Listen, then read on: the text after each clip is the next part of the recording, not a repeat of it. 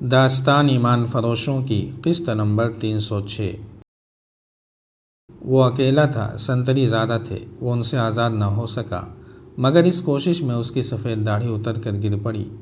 سب نے دیکھا کہ اس کے چہرے پر چھوٹی چھوٹی سیاہ داڑھی تھی جو سلیقے سے تراشی ہوئی تھی، اور وہ ایک جوان آدمی تھا۔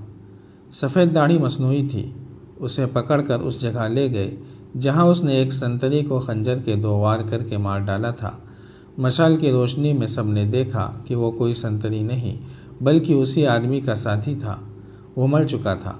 اس آدمی نے جو سفید داڑھی لگا کر بوڑھا بنا ہوا تھا، اپنے ہی ساتھی کو سنتری سمجھ کر ہلاک کر دیا تھا۔ یہ دونوں ساتھی الگ الگ ہو کر کیمپ سے نکلنے کی کوشش کر رہے تھے، مگر سنتریوں نے انہیں دیکھ لیا۔ یہ دونوں تعاقب سے بچنے کی کوشش میں اکٹھے ہو گئے۔ سفید داڑھی والے نے اسے سنتری سمجھا اور نہایت عجلت میں اسے خنجر سے مار ڈالا۔ لاش کی تلاشی لی گئی۔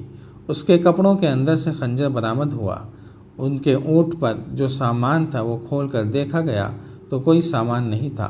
بوریوں میں گھاس پھوس بھر کر سامان کا دھوکہ دیا گیا تھا۔ اس آدمی کو ایک نائب سالار کے خیمے میں لے گئے۔ نائب سالار جاگ اٹھا۔ اس نے اس آدمی سے بہت کچھ پوچھا، لیکن اس نے خاموشی اختیار کیے رکھی۔ اس کی سفید داڑھی جو اس کے چہرے سے اتری تھی نائب سالار کو دکھائی گئی۔ اس کے متعلق بھی اس نے خاموشی اختیار کی، مگر یہ ایسے ثبوت تھے جنہیں وہ جھٹلا نہیں سکتا تھا۔ اسے کہا گیا کہ وہ تسلیم کر لے کہ وہ سلطان ایوبی کا جاسوس ہے اور اس کا ساتھی بھی جاسوس تھا۔ اس نے یہ الزام تسلیم کرنے سے انکار کر دیا۔ اسے مارا پیٹا گیا، بہت پریشان کیا گیا، لیکن اس نے اعتراف نہ کیا کہ وہ جاسوس ہے۔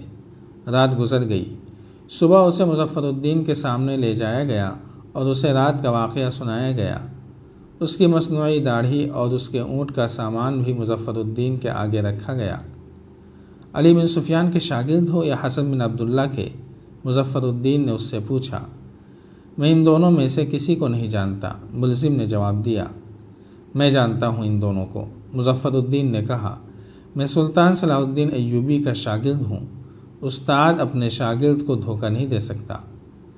میرا آپ کے ساتھ اور سلطان ایوبی کے ساتھ کوئی تعلق نہیں، ملزم نے جواب دیا۔ سنو میرے بدقسمت دوست، مظفر الدین نے اس کے کندھے پر ہاتھ رکھ کر کہا۔ میں تمہارے ساتھ بحث نہیں کروں گا۔ میں یہ بھی نہیں کہوں گا کہ تم نالائق اور نکمے ہو۔ تم نے اپنا فرض خوش اسلوبی سے ادا کیا ہے۔ پکڑا جانا کوئی عیب نہیں۔ تمہاری بدقسمتی کہ تمہارا ساتھی تمہارے ہی ہاتھوں مارا گیا ہے۔ مجھے صرف یہ بتا دو کہ تمہارا کوئی ساتھی یہاں سے فرار ہو گیا ہے اور وہ ایوبی کو اطلاع دے چکا ہے کہ اس جگہ فوج ہے، اور یہ بتا دو کہ اس وقت تمہاری فوج کی ترتیب کیا ہے اور دستے کہاں کہاں ہیں۔ ان سوالوں کا جواب دو اور میں تمہارے ساتھ قرآن کے نام پر وعدہ کرتا ہوں کہ جنگ ختم ہوتے ہی تمہیں رہا کر دوں گا۔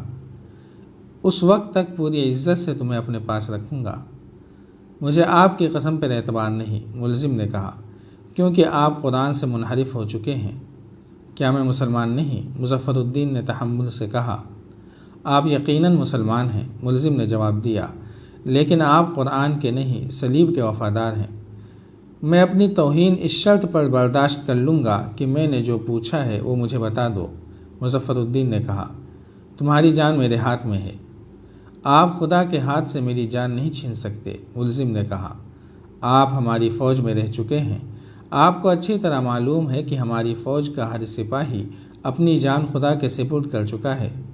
میں آپ کو یہ بتا دیتا ہوں کہ میں اپنی فوج کا جاسوس ہوں اور میرا ساتھی بھی جاسوس تھا۔ میں آپ کے کسی اور سوال کا جواب نہیں دوں گا۔ میں زندہ ہوں۔ میری کھال اتارنی شروع کر دیں۔ میرے منہ سے اپنے سوالوں کا جواب نہیں سن سکو گے۔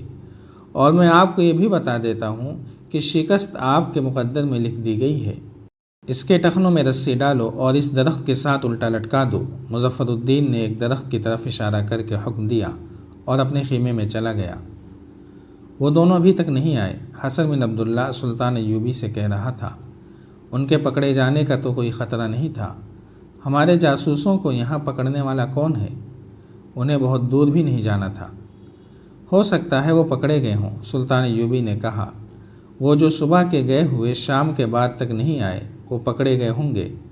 ان کا نہ آنا ظاہر کرتا ہے کہ یہاں پکڑنے والے موجود ہیں۔ آج رات کچھ آدمی اور بھیج دو۔ اور ذرا دور کے علاقے کی دیکھ بھال کراؤ۔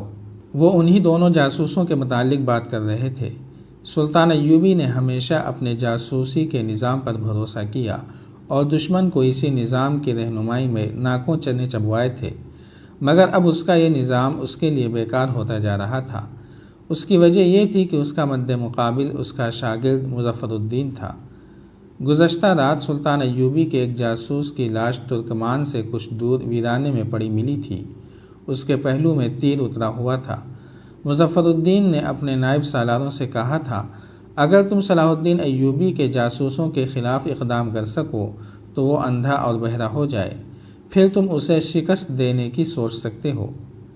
اب سلطان ایوبی کے 2 اور جاسوس لاپتہ ہو گئے تھے۔ سلطان ایوبی ان دونوں واقعات کو نظر انداز نہیں کرنا چاہتا تھا۔ اس کے حکم پر حسن بن عبداللہ نے 6 چھاپہ مار جاسوس روانہ کر دیے۔ صبح کی اذان کی پہلی تکبیر گونجی تو سلطان ایوبی کی آنکھ کھلی۔ وہ خیمے سے باہر نکلا تو اس کے خادم نے مشال جلا کر اس کے خیمے کے آگے رکھ دی۔ ادھر سے ایک گھوڑ سوار گھوڑا دوڑاتا آیا۔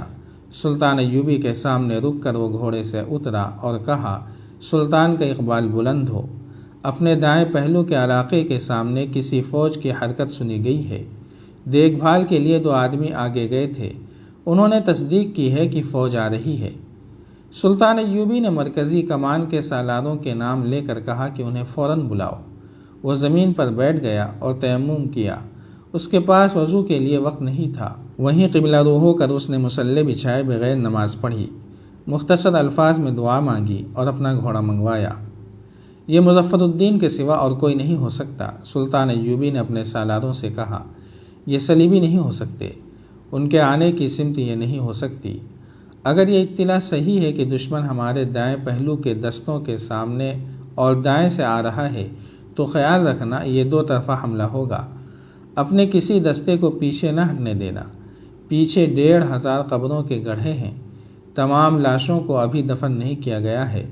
یہ گڑھے ہمارے سواروں کی قبریں بن جائیں گے۔ سلطان ایوبی گھوڑے پر سوار ہوا۔ اس کے محافظ دستے کے 12 محافظ اس کے پیچھے چل پڑے۔ وہ سوار تھے۔ اس نے آدھا درجن تیز رفتار سوار قاصد بھی ساتھ لے لیے تھے اور ساتھ 2 سالار بھی تھے۔ اس نے گھوڑے کو ایڑ لگا دی اور ایک ایسی چٹان پر جا چڑھا جہاں سے وہ اپنے دائیں بازو کے سامنے کا علاقہ اور اپنے دستوں کو دیکھ سکتا تھا۔ صبح کا دھندلکا چھٹنے لگا تھا۔ وہ چٹان سے اترا اور دائیں بازو کے دستوں کے کمانداروں کو بلا کر حکم دیا کہ سواروں کو گھوڑوں پر سوار کر دو اور پیادہ دستوں کے 3 اندازوں کو سامنے والے علاقوں کے کھڈوں میں اور بلندیوں کے پیچھے مورچہ بند ہونے کو دوڑا دو۔ اب سے دائیں پہلو کے دستوں کی اعلیٰ کمان میرے پاس ہوگی۔ اس نے کمانداروں اور نائب سالاروں سے کہا، اپنے قاصد اپنے ساتھ رکھ لو اور میرے ساتھ رابطہ رکھو۔ سلطان ایوبی کی ٹریننگ میں نقل و حرکت کی برق رفتاری پر زیادہ زور دیا جاتا تھا۔ کسی چال کے حکم کی تعمیل حیران کن رفتار سے ہوتی تھی۔ مظفر الدین کی فوج ابھی اتنی قریب نہیں آئی تھی کہ سلطان ایوبی کے دستوں کی حرکات دیکھ سکتی۔ مظفر الدین نے گھڑ سواروں سے حملہ کیا۔ جو ہی اس کا پہلا سوار دستہ سلطان ایوبی کے دستوں کے سامنے والے علاقے میں آیا، اس کی ترتیب خراب ہو گئی، کیونکہ وہاں کھڈ اور ڈھیروں کی طرح ٹیکریاں تھیں۔ ان کھڈوں میں سلطان ایوبی کے تیر انداز بیٹھ گئے تھے۔ انہوں نے اپنے قریب سے اور اپنے اوپر سے گزرتے اور سر پٹ دوڑتے گھوڑوں پر تیر برسانا شروع کر دیے۔ سوار گرنے لگے۔ جس گھوڑے کو تیر لگتا وہ بے لگام ہو کر ادھر ادھر بھاگنے دوڑنے لگتا تھا۔ یہ تو ہر معرکے میں ہوتا تھا۔ مظفر الدین کے لیے یہ صورتحال عجیب نہیں تھی، البتہ اسے یہ پریشانی ہوئی کہ اس کی توقع کے خلاف سلطان ایوبی کے دائیں بازو کے دستے بیدار تھے اور مقابلے کے لیے تیار۔ اس یلغار میں سلطان ایوبی کے بے شمار تیر انداز کچلے گئے۔ اس قربانی سے سلطان ایوبی نے یہ فائدہ حاصل کیا کہ مظفر الدین کے حملے کی شدت ختم ہو گئی۔ اب سلطان ایوبی جم کر لڑ سکتا تھا۔ مظفر الدین یہ جو توقع لے کر حملہ آور ہوا تھا کہ وہ اچانک آ پڑے گا اور سلطان ایوبی کو وہ اپنی چالوں کا پابند کر کے اسے میدان جنگ میں اپنی پسند کے مطابق لڑاتا رہے گا، اس کی یہ توقع ختم ہو گئی تھی۔ سلطان ایوبی اپنی چالیں چلنے کے لیے آزاد تھا۔ اس کے چند ایک تیر اندازوں نے مظفر الدین کے گھوڑوں کے قدموں میں بیٹھ کر جانیں قربان کر دی تھیں۔ لیکن اپنے سلطان کو بڑا ہی قیمتی جنگی فائدہ دے گئے تھے۔ مظفر الدین حملہ آور دستہ کئی ایک گھوڑے اور ان کے سوار مروا کر آگے نکل آیا۔ آگے سلطان ایوبی خود تھا۔ اس نے حملہ آوروں کا پھیلاؤ دیکھا تو اس کے مطابق اپنے سواروں کو ایک حکم دے دیا۔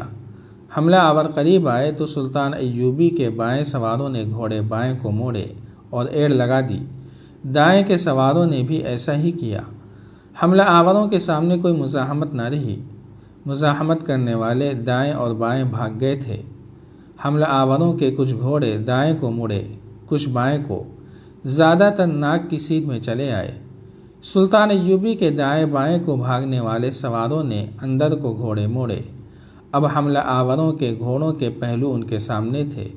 انہوں نے ایڑ لگا دی۔ دونوں طرف سے سواروں نے ہلہ بولا تو ان کی برچھیوں کا کوئی وار خالی نہ گیا۔